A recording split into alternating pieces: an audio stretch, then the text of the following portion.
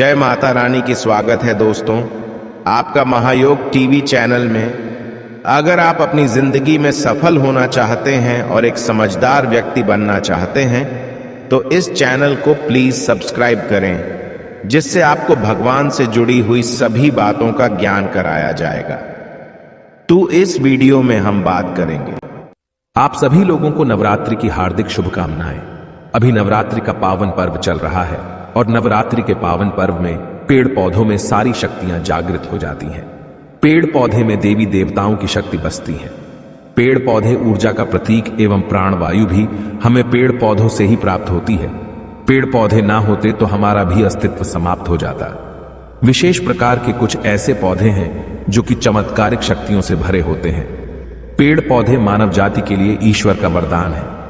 नवरात्रि में कई सारे ऐसे पेड़ पौधे हैं जो व्यक्ति को न केवल शुद्ध ऑक्सीजन देते हैं बल्कि सभी प्रकार के कष्टों को दूर करते हैं, चाहे वह कष्ट शारीरिक हो, चाहे वह कष्ट मानसिक हो या फिर भौतिक कष्ट हो। अगर आप भी नवरात्रि में जल्द बनना चाहते हैं धनवान तो इस वीडियो को ध्यान से देखना और वीडियो को एक लाइक जरूर करना। दोस्तों, आज मैं आप लोगों को जिस पौधे के बारे में बताऊंगा ये पौधा चमत्कारिक शक्तियों से भरा हुआ है। यह पौधा आपको खूब तरक्की दिलाएगा। यह पौधा आपके जन्म जन्मांतर की गरीबी है, कष्ट है, इसे दूर कर देगा और इस पौधे को साक्षात मां दुर्गा कहा जाता है। आइए मैं आप लोगों को कुछ पौधों के बारे में बताऊंगा जिस पौधे की कुछ चमत्कारिक शक्तियों का प्रयोग करके, इस पौधे से कुछ टोने टोटके करके आप अपने गरीबी को मिटा सकते हैं। जन्मों की जो समस्या चल रही है उसे दूर कर सकते हैं। इस जानकारी से कई लोगों का भला हो चुका है।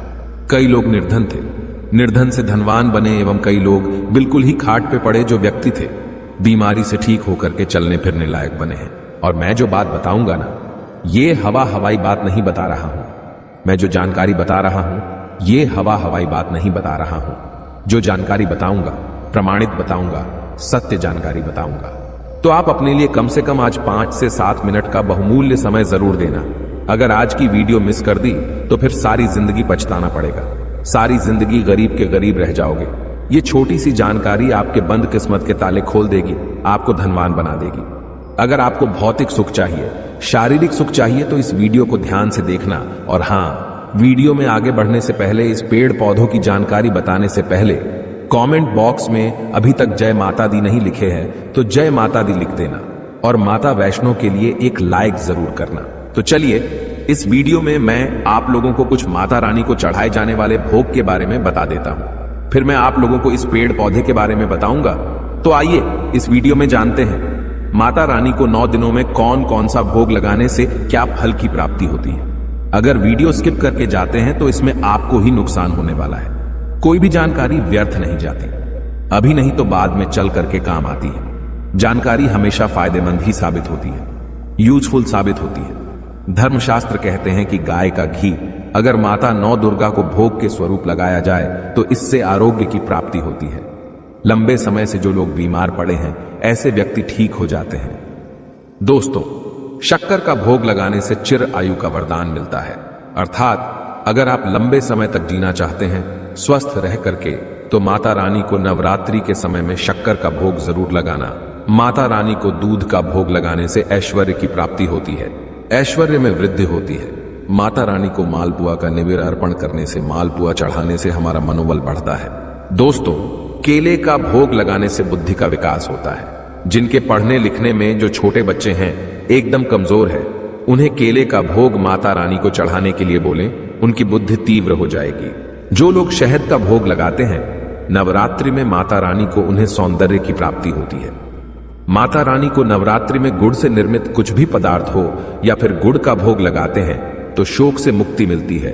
और नारियल का भोग लगाने से सभी प्रकार की इच्छा की पूर्ति होती है।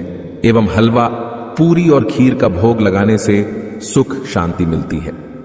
दोस्तों, आइए इस वीडियो में अब जानते हैं कौन से ऐसे 3 पौधे हैं जिस पौधे से हम अपनी जन्मों की गरीबी, जन्मों से चली आ रही परेशानी है, कष्ट है, उसे मिटा पाए। तो पहले नंबर पे जो पौधा आता है मित्रों, वो है मोगरा का पौधा, जिसे हम जैस्मिन के नाम से जानते हैं। तो इस पौधे के पुष्प को ध्यान से सुनना।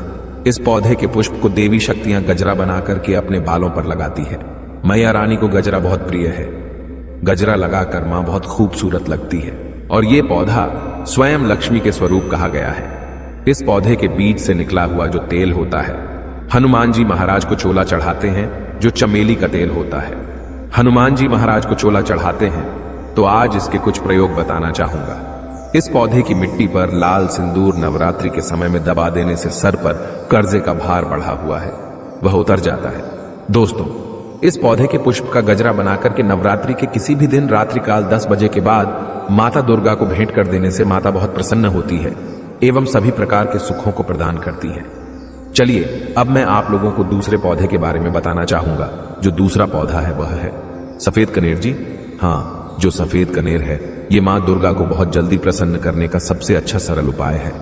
जी हाँ, सफेद कनेर से मां दुर्गा जितना जल्दी प्रसन्न होती है उतना प्रसन्न तो भोग एवं पदार्थों को चढ़ाने से नहीं होती। इसका एक पुष्प अगर नवरात्रि के समय में मां दुर्गा को चढ़ा देते हैं तो 1000 यज्ञों के बराबर फल की प्राप्ति होती है। विशेष मनोकामनाओं के लिए 21, 51, 108 या 1000 की संख्या में इसके पुष्प चढ़ाए जाते हैं। फिर इसकी माला बनाकर के माता को भेंट की जाती है तो सभी प्रकार की मनोकामनाओं की पूर्ति होती है। दोस्तों, कुछ महीनों के भीतर में जो आपकी मनोकामना आपने सोच करके रखी है, माता रानी को यह पुष्प चढ़ाने के बाद वह मनोकामना पूर्ण हो जाती है। अगर आपने 1000 की संख्या में चढ़ा दिए तो वह मनोकामना नवरात्रि के बाद तत्काल पूर्ण हो जाती है। अब मैं इसके कुछ उदाहरण भी बता दूं तो इस उपाय से कोलकाता की सोनम बहन को गुणवान पुत्रों की प्राप्ति हुई थी। सोनम बहन हमारे साथ जुड़ी हुई हैं, उनके पति को सरकारी नौकरी लगी है। और वहीं महाराष्ट्र के किशन भाई को पैसों से भरा हुआ बैग मिला था, पैसों से भरा हुआ थैली मिली थी। एवं उनकी जो मां थी काफी लंबे से समय से बीमार पड़ी थी, उनकी बीमारी भी ठीक हो गई थी। दोस्तों, चलिए अब मैं आप लोगों को तीसरे पौधे के बारे में बताना चाहूंगा। अभी तक कमेंट बॉक्स में जय माता दी नहीं लिखा है तो जय माता दी जरूर लिख देना। जब आप हमारे कमेंट बॉक्स में जय माता दी लिखते हैं तो हमारा मनोबल भी बढ़ता है और आप लोगों को इस प्रकार अच्छी अच्छी जानकारी बताते हैं और पूर्ण एकदम हर्ष के साथ, पूर्ण ऊर्जा के साथ, पूर्ण ज्ञान के साथ, पूर्ण निष्ठा एवं भक्ति के साथ आप सभी दर्शकों को इस प्रकार अच्छी अच्छी जानकारी बताते हैं। तीसरा जो पौधा है वह है गुड़हल। ध्यान से सुनना। एक गुड़हल का फूल नवरात्रि में मां दुर्गा को चढ़ाने से एक गोदान के बराबर फल प्राप्त होता है एवं सहस्त्र यज्ञों का पुण्य मिलता है। इस पौधे को मां जगदम्बा का आशीर्वाद प्राप्त है। ध्यान से सुनना। अगर इसके पुष्प को सच्चे मन से 2 जोड़े लौंग के साथ नवरात्रि के किसी भी दिन मां दुर्गा को चढ़ा देते हैं तो मां दुर्गा प्रसन्न होकर के सहस्त्र वर्षों की निरोग आयु प्रदान करती है। एवं अगर इसके पुष्प की माला बनाकर के नवरात्रि में जो सप्तमी दिन होता है, इस दिन माता को पहना देते हैं तो सभी प्रकार से माता प्रसन्न होकर के खूब सारा धन प्रदान करती है, दौलत प्रदान करती है। इसके पुष्प की माला ध्यान से सुनना। इसके पुष्प की जो माला है नवरात्रि के सप्तमी के दिन अगर आप किसी भी प्रकार के शत्रु से परेशान हैं तो उसका नाम लेते हुए चढ़ा देते हैं तो उस शत्रु का सर्वनाश हो जाता है।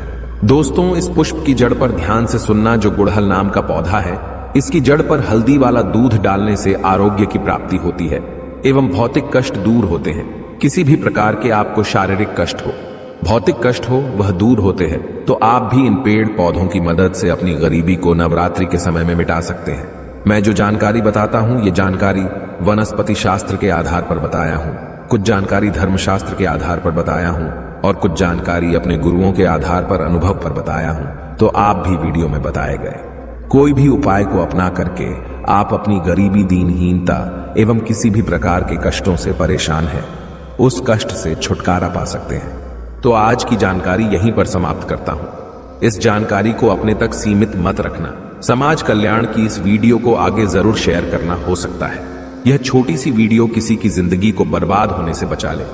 वीडियो समाप्त करने से पहले कहना चाहूंगा, कमेंट बॉक्स में जय माता दी नहीं लिखे हैं तो जय माता दी लिख देना। इस वीडियो को लाइक करें, चैनल को सब्सक्राइब जरूर कर लेना।